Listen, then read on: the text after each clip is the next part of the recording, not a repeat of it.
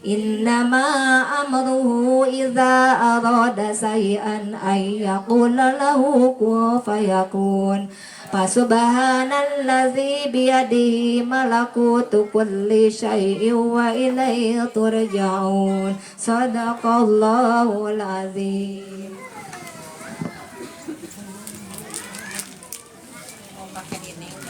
Alhamdulillah, alhamdulillahirabbil alamin. Pembacaan Yasin telah selesai. Semoga Allah melimpahkan pahala juga keberkahannya untuk kita semua. Dan Yasin yang dibaca barusan menjadikan syafaat untuk kita ya Bu ya, baik dunia dan akhirat. Amin ya Allah ya rabbal alamin. Ibu-ibu, untuk selanjutnya marilah kita dengarkan tausiah ataupun ilmu yang akan disampaikan oleh guru kita, yaitu Bapak Ustadz Muhammad Nuruddin dari Radio Wadi.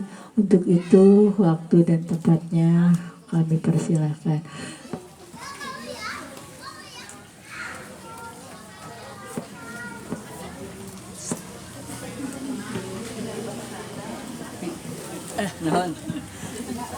Ya Allah ya Rabbi, astagfirullah.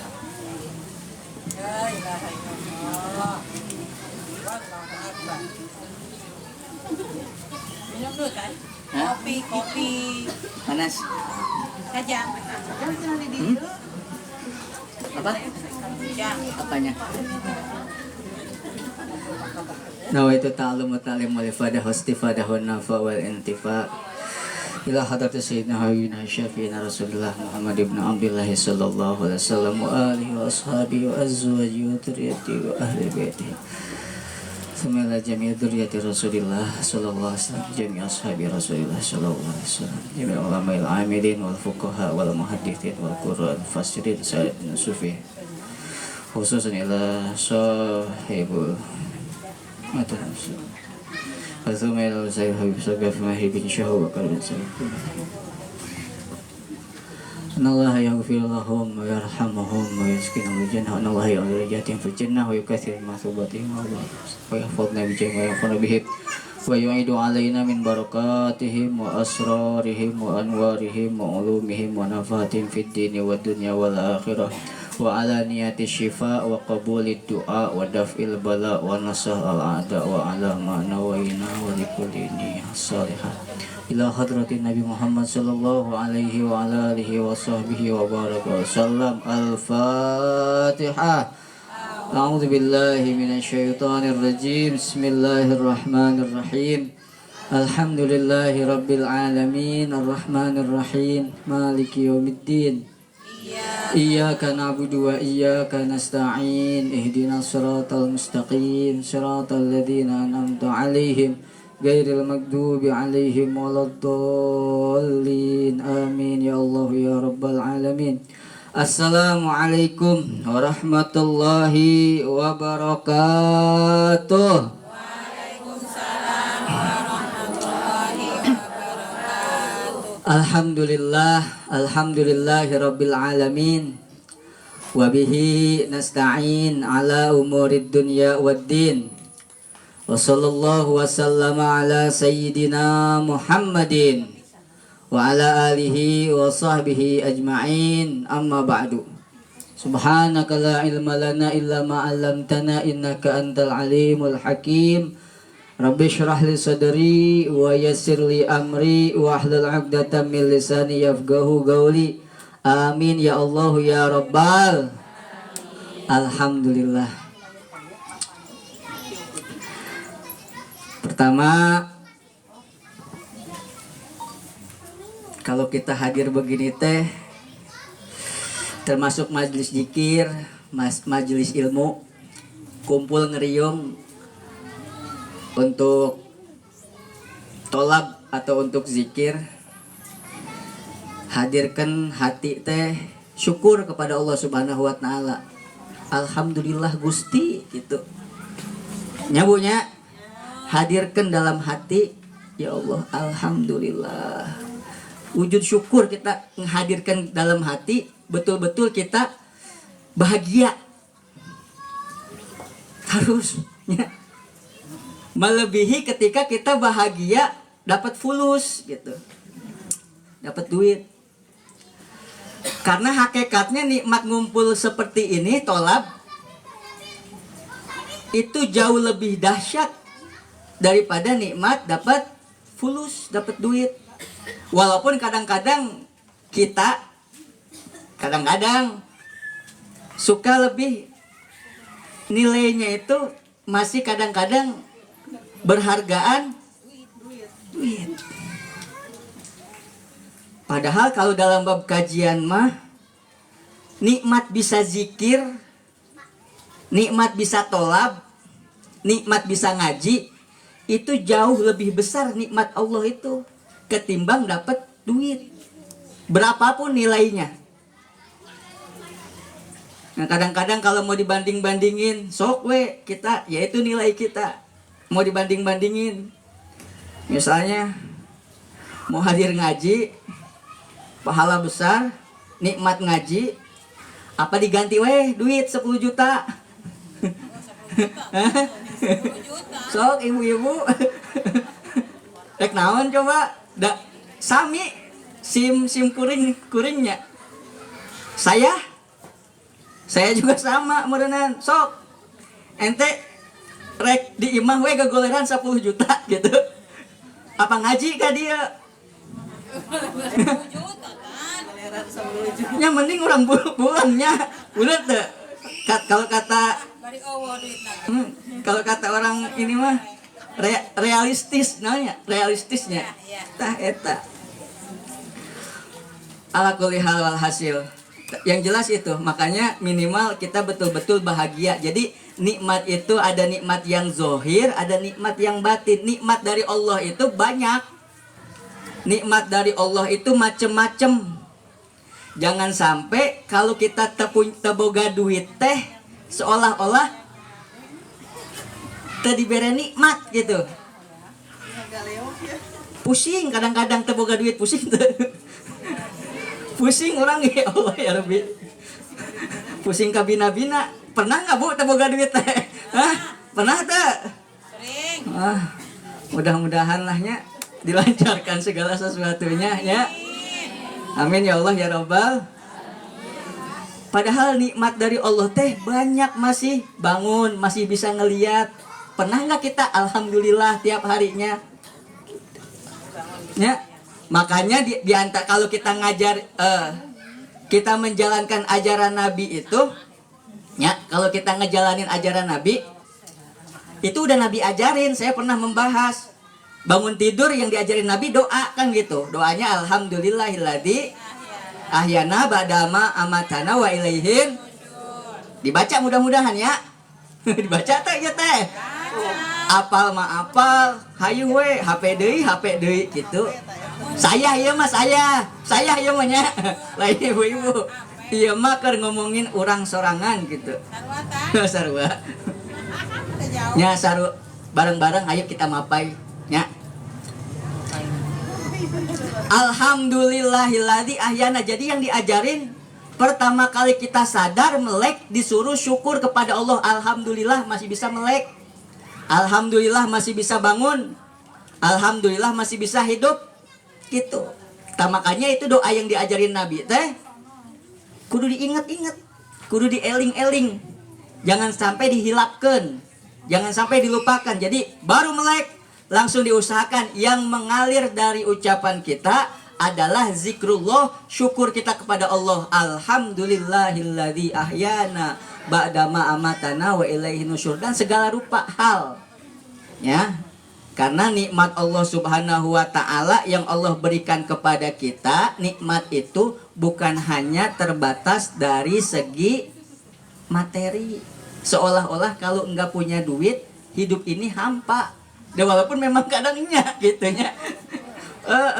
Karena kitanya kurang bersyukur. Mudah-mudahan ja'alanallahu wa iyyakum minasyakirin. Semoga kita dijadikan oleh Allah Subhanahu wa taala termasuk orang-orang yang pandai bersyukur. Amin ya Allah ya Rabbal. Dan memang dalam hidup ini kita punya tantangan. Emang nggak gampang untuk masuk ke dalam surga, banyak tantangannya. Wabil khusus manusia itu punya tantangan punya musuh dua. Yang pertama musuhnya setan. Setan itu udah berjanji semenjak kita masih hidup akan berusaha bagaimana kita menjadi orang yang susah, menjadi orang yang nggak bersyukur, menjadi orang yang nggak sabar, menjadi orang yang ninggalin kewajiban, mengerjakan yang dilarang oleh Allah Subhanahu wa Ta'ala. Terus gagal dari depan, dari belakang, dari berbagai macam cara agar kita terjerumus dan menjadi teman syaitan di neraka nanti. Itu udah emang tugasnya. Makanya selalu jangan lupa ta'awuz, a'udzubillahi minasyaitonirrajim. Atau kalau yang suka baca ratib ada banyak ta'awud. Perlu ada ta'awud kita. Kita berlindung kepada Allah Subhanahu wa Ta'ala dari segala macam godaan dan gangguan syaitonir rajim. Perlu berlindung diri kita kepada Allah, karena tanpa perlindungan dari Allah Subhanahu wa Ta'ala mual bakal bisa. Tanpa pertolongan dari Allah mual bakal bisa. Makanya selalu jangan lupa ta'awudz minasyaitonir rajim. A'udzubillahi minasyaitonir rajim. Belum lagi nafsu. Kalau setan udah jelas nafsu. Pernah kan setelah perang Badar Nabi mengatakan apa? Kita baru beres dari perang kecil ini menuju perang yang besar. Perang besar, sahabat nanya apa perang besar itu? Yaitu jihadun nafas, melawan hawa nafsu. Tapi berat bu, karena nafsu itu nempel di dalam diri kita.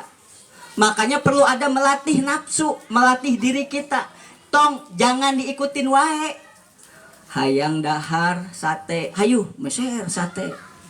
Hayang dahar seblak, meser seblak. Hayang dahar baso, meser baso. Ayeuna hayang dahar naon? Ayo we diikutin. Ya, jadi gemuk ya. Misalnya ini ya. Ayo ya diikutin. Makanya ada puasa, teh melatih nafsu kita. Aya puasa Senin minimalnya seminggu teh 2 kali. Deh ieu mah lain ngajaran ibunya, ieu mah ngajaran diri sorangan gitunya. Ieu teh ngomong cariosan ieu nya. Omongan ini bukan buat ibu-ibu. Tapi yang pertama buat diri sendiri. Hayu atuh sing rajin puasa Senin, komo can kawin mah gitu. Nya, dah.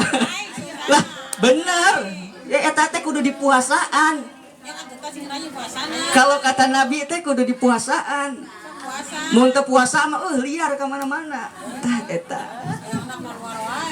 Kamis puasa, Kamisnya eta teh kita diajarin buat melawan hawa. Coba kalau puasa mah siang-siang walaupun haus pengen minum es tetap melatih. Walaupun lapar di siang hari tetap nggak mau.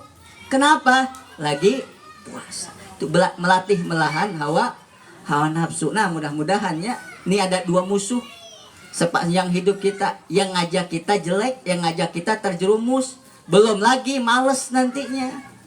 Belum lagi males. Kalau udah ngikutin hawa nafsu dampaknya berat. Apalagi makan wae. Orang kalau perutnya nggak pernah lapar, itu banyak terhalangnya. Karena biasanya kalau orang udah kenyang, udah bawaannya pengen apa? Tidur. Makanya ada dalam sebuah kitab itu ada bab fadilah orang lapar. Jadi orang lapar itu ada keistimewaannya. Bahkan makanan juga diatur, jangan segala rupa. Sesekali lawan, ayeuna pengen makan ayam bakar, ganti we tempe bakar we.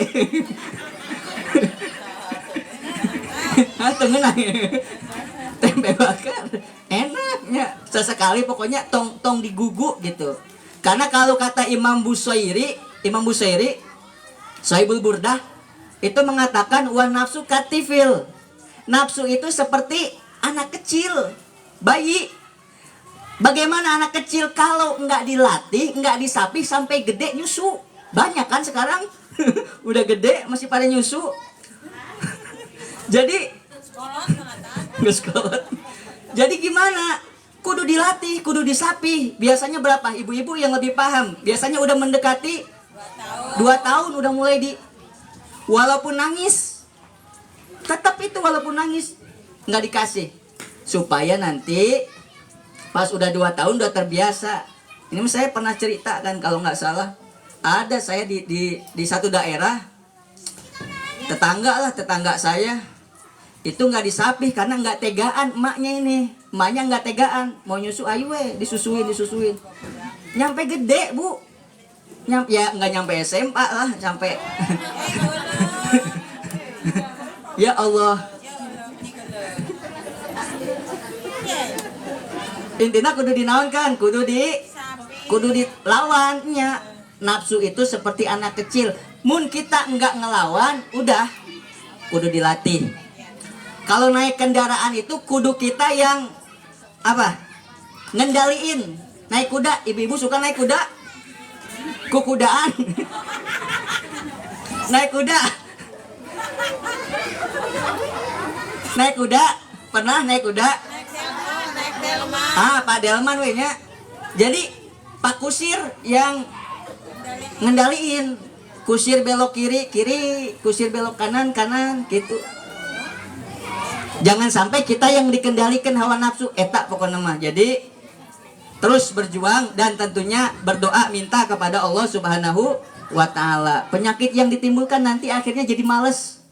Hoream ibadah teh komo males. Itu penyakit. Makanya ada doa kita diajarin apa? Allahumma inni a'udzubika minal hammi wal hazan wa a'udzubika minal ajzi wal kasal wa a'udzubika minal jubni wal bukhul wa a'udzubika min ghalabati daini wa qahri rijal. Eta dibaca tiap abis subuh 3 kali we. Ngebantu insyaallah mudah-mudahan. Ya, diapalin yang belum apal mah. Kalau yang punya wirdul latif, alhamdulillah itu udah ada di situ. Jadi Allahumma inni a'udzubika minal hammi wal hazan itu multifungsi. Ya Allah, aku berlindung kepadamu dari segala kesumpekan dan kesedihan. Kita kan kadang suka sumpek ke para ruguh, ujug-ujug sumpek we nya. Ujug-ujug galau, ujug-ujug sedih. Nah, minta kepada Allah Subhanahu wa taala agar dijauhkan dari segala macam bentuk yang menyebabkan kita sumpek, yang menyebabkan kita sedih. Kemudian termasuk di dalamnya ada kasal, malas. Nah, malas itu pasti ada dalam diri kita, manusia ada. Makanya kudu kita terapi, kudu kita lawan. Di antaranya adalah berdoa. Kita minta kepada Allah agar diri kita dijauhkan dari penyakit yang namanya malas. Wal bukhul, termasuk juga bakhil. Bakhil itu penyakit bu. Pelit itu penyakit. Pelit itu penyakit.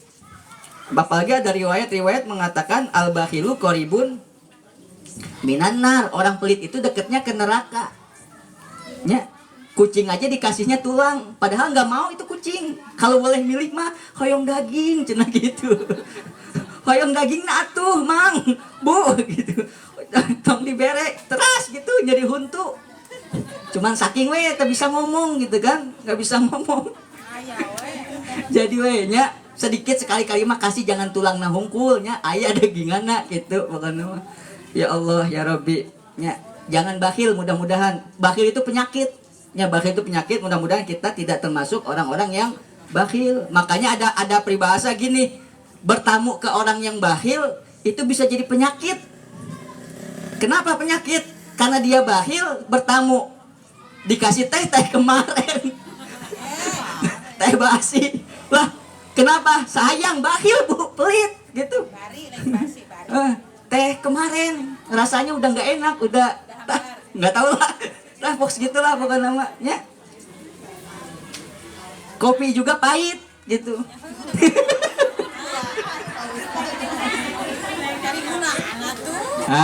Mudah-mudahan ya doa tadi itu dibaca ya, doa tadi itu dibaca. Ya Allah ya Rabbi. Ya Oke, ibu-ibu yang semoga dirahmati oleh Allah Subhanahu wa taala, kita melanjutkan kajian kita sedikit yang tertunda. Udah berapa pertemuan nggak dibaca. Mengharap keberkahan. Kunaon pakai baca ini banyak fadilahnya. Iya teh termasuk nanti mata kita bersaksi. Saya sering menjelaskan kalau nggak salah. Walaupun ibu udah hafal Yasin, walaupun ibu apa, itu tetap baca. Supaya apa? Supaya nanti di hadapan Allah Subhanahu wa taala mata teh bersaksi gitu. Kan semuanya bakalan bersaksi, semuanya. Tangan kita dibuat apa? Kaki kita dibuat apa? Mulut buat apa? Mata buat apa? Nah, termasuk ini teh mensyukuri nikmat mata, dan nantinya mata bersaksi bahwa dibuat perantara ngaji, baca Yasin, baca ratib, baca kitab ilmu gitu.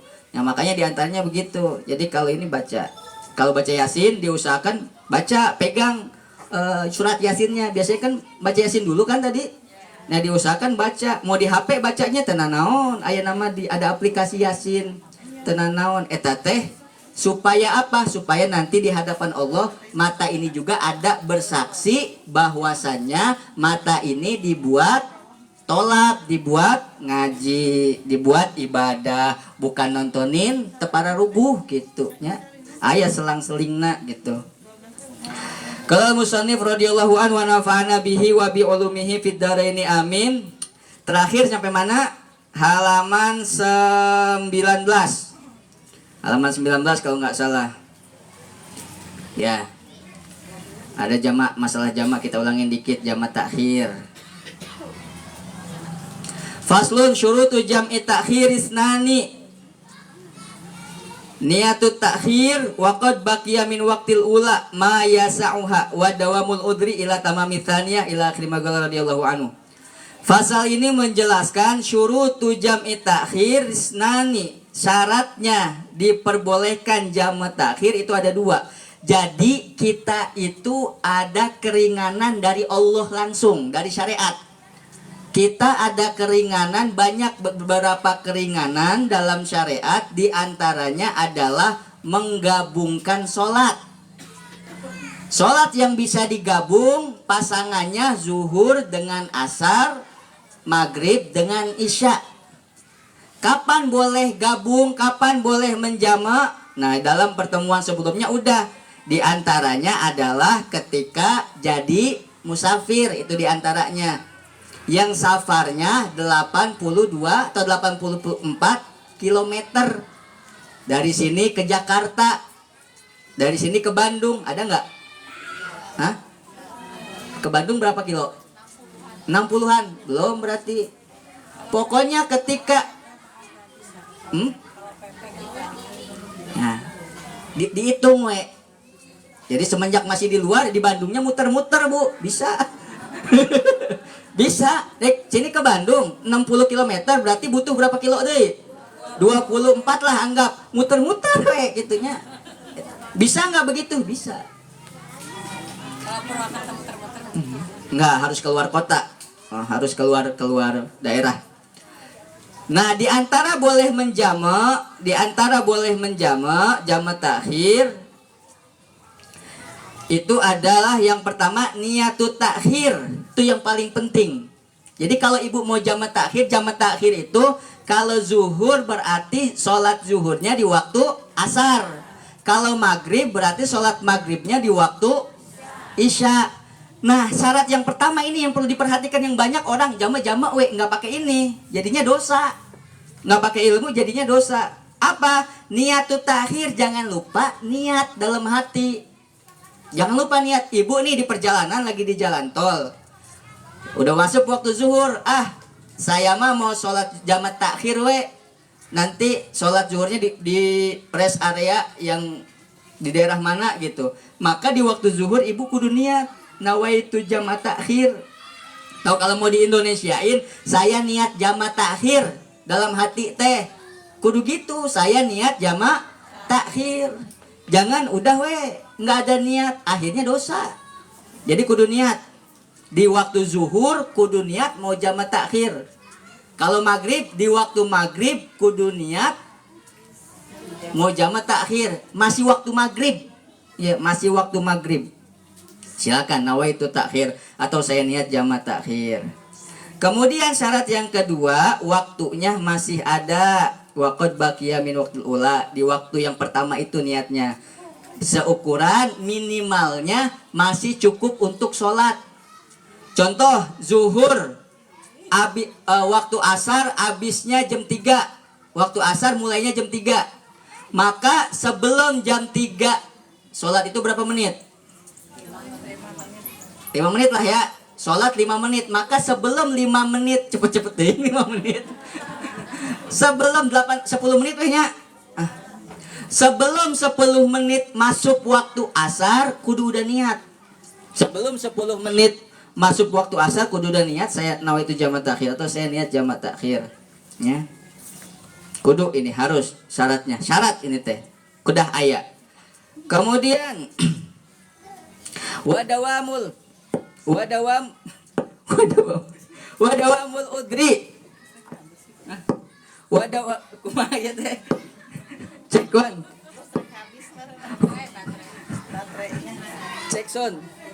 Cekson.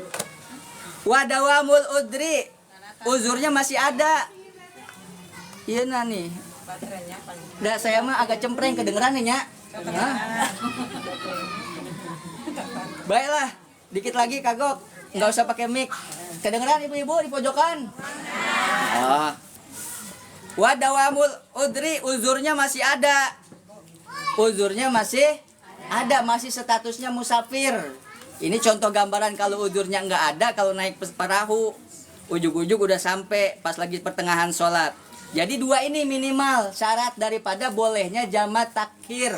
Yang pertama kudu niat di waktu yang pertama, yang kedua uzurnya masih ada.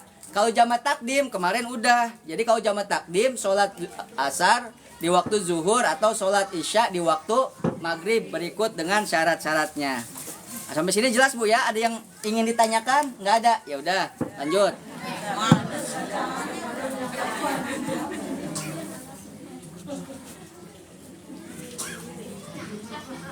Yang bertanya Bu. Nanti dulu ya. Mana tadi teh? Ya Allah ya Rabbi. Sekarang satu lagi. Syaratnya qashar. Faslun. Syurutul qasri sab'atun, syarat diperbolehkannya sholat qashar itu ada 7.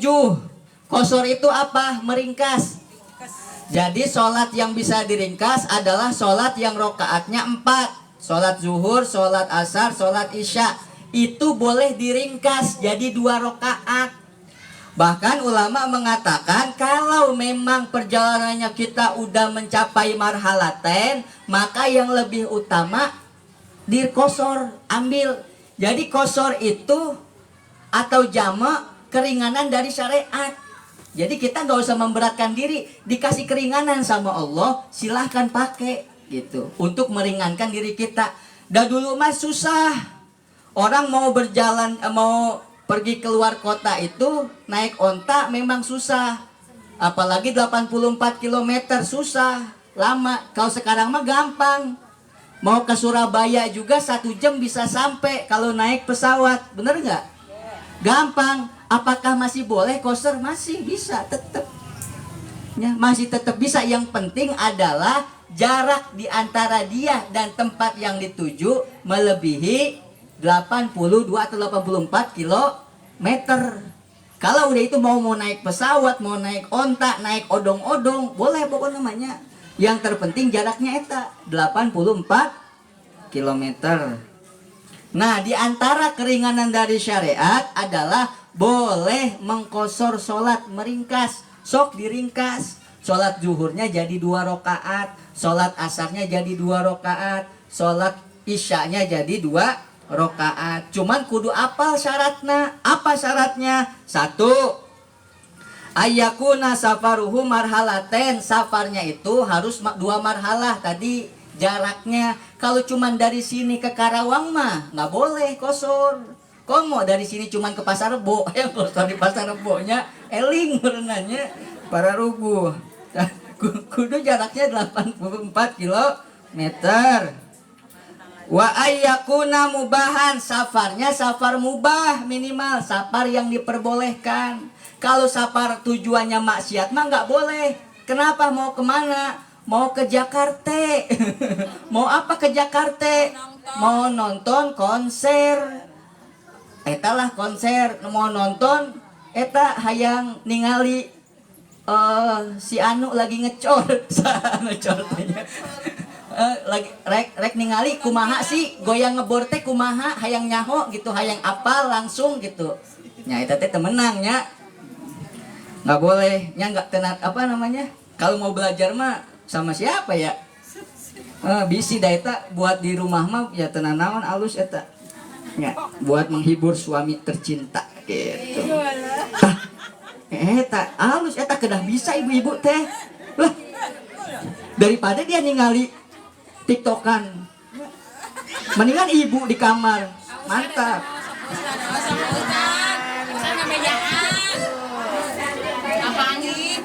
Astagfirullahaladzim. Lah, iya mah beneran ibu, lain heureuy. Kedah full service. Full katanya. Ayo ibu. Kedah belajar ibu-ibu teh. Astagfirullah. Mana deh kan? Hilang semua tuh.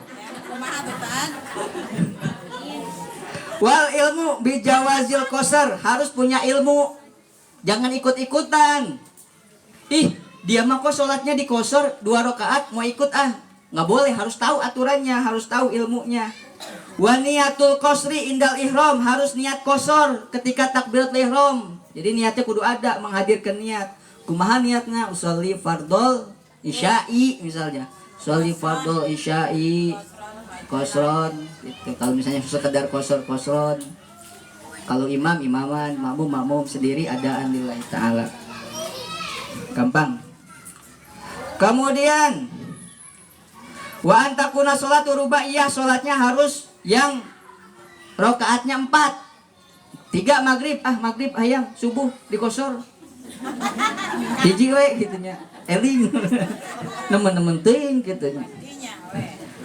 Wadawa musafar, sama seperti tadi, masih statusnya musafir sampai selesai, sampai beres. Wa an layak tadiya bimutimin fi juz'in min sholatihi, tidak boleh bermakmum dengan orang yang sempurna dari bagian sholatnya. Contoh, ibu kalau misalnya punya rombongan ke masjid misalnya, ke masjid mana? Al-Jabar.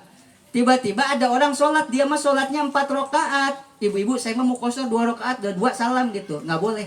Oh, dia mah yang sholat sempurna di masjid 4 rakaat udah tahiyat akhir ya mah. Kita ngikut, Allahu Akbar, nggak boleh qasar. Bagian sedikit pun nggak boleh qasar. Jadi kalau misalnya dia udah tahiyat akhir ya udah bikin aja jamaah sendiri, nggak usah ikut sama dia. Kecuali kalau dianya qasar. Tapi kalau dianya sholatnya sempurna, walaupun cuma takbiratul ihram seperti contoh tadi, dia sholatnya udah tahiyat akhir, kita mau qasar, kita ikut Allahu Akbar, nggak boleh. Ya harus sempurna. Kalau udah Allahu Akbar karena jadi makmum dia, maka sholatnya wajib sempurna, nggak boleh lagi qasar. Wallahu a'lam bishawab. Selanjutnya nanti masuk ke urusan laki-laki sebenarnya. Bab tentang sholat Jumat nanti akan dibahas. Sebenarnya ibu-ibu boleh nggak sholat Jumat? Boleh. Nih ibu-ibu yang suka Jumat berkah kan ada. Orang rek gelar sejadah di belakang. Boleh tuh. Ya boleh-boleh aja, sah sholatnya, nggak perlu diganti sholat zuhur lagi. Cuman ibu-ibu mah termasuk bukan orang yang wajib sholat Jumat. Tapi andai kata ibu-ibu ngariung, hayu orang Jumatan, minta ke masjidnya. Boleh, kau sah masa nggak perlu zuhur lagi. Cuman paling piomongin gitunya.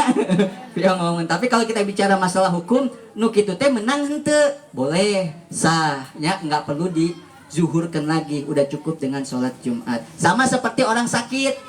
Orang sakit nggak wajib sholat Jumat, uzur. Tapi kalau orang sakit maksakan, orang meriang, nyeri otot, pegelinu, hadir ke masjid, sah nggak dia sholat Jumatnya? Sah. Nggak perlu zuhur lagi gitu. Ya wallahu a'lam bishawab. Ada pertanyaan ibu-ibu? Kalau untuk masalah jamaah ya tanya, kalau kita belum action nih, belum action artinya belum mulai berangkat katanya ya. Berarti di rumah aja udah masuk waktu, berarti itu jamaah maksudnya ya. Tidak bisa jangan kosong ya. Jadi untuk menghindari daripada khilaf ulama, itu ada perbedaan pendapat ulama. Untuk keluar daripada khilaf ulama yang mengatakan nggak boleh, Jadi diusahakan mulai sholat jamaah itu ataupun qashar harus sudah keluar dari Purwakarta, batas Purwakarta, supaya keluar daripada ulama yang mengatakan nggak boleh kalau masih dalam wilayah. Jadi nih, ibu mau ke Tasik, di rest area, sholatna gitu, di rest area sekiranya udah keluar dari Kita kan naik umum kan. Purwakarta. Dikondisikan keluar dari Purwakarta heula gitu. Ya, ala kulli hal. Kalau pulangnya kan pamanah di rumah aja, masih ada waktu buat sholat Bisa. di jamaahnya. Tapi yang lebih utamanya Jalan. gitu. Wallahu a'lam bishawab. Udah Ibu, ayo dalam. Ini mari akan tayan. Apa? Ya, nggak apa-apa. Niat pakai bahasa Indonesia. Apa-apa. Mau niat wudhu, niat apa bahasa Indonesia, dan niat mah di dalam hati. Cuman kalau sholat mah ada batasannya. Gitu, nggak boleh, nggak ada minimal usolli. Kalau sholat wajib mah. Kemudian nama sholatnya lapan fardiyah itu 3. Usolli fardhu zuhri itu minimal. Usolli fardhu zuhri ya, jama takdim, jama takhir, qasronillahi ta'ala, selesai, beres. Gitu. Gampang, simple. Bahasa Wallahu a'lam bishawab. Kita tutup dengan membaca surat Al-Fatihah. Yang lagi sakit, mudah-mudahan diangkat penyakitnya, keluarganya yang sedang sakit diangkat penyakitnya, diberikan kesembuhan. Yang punya hajat disampaikan hajatnya, urusan dunia, urusan akhirat.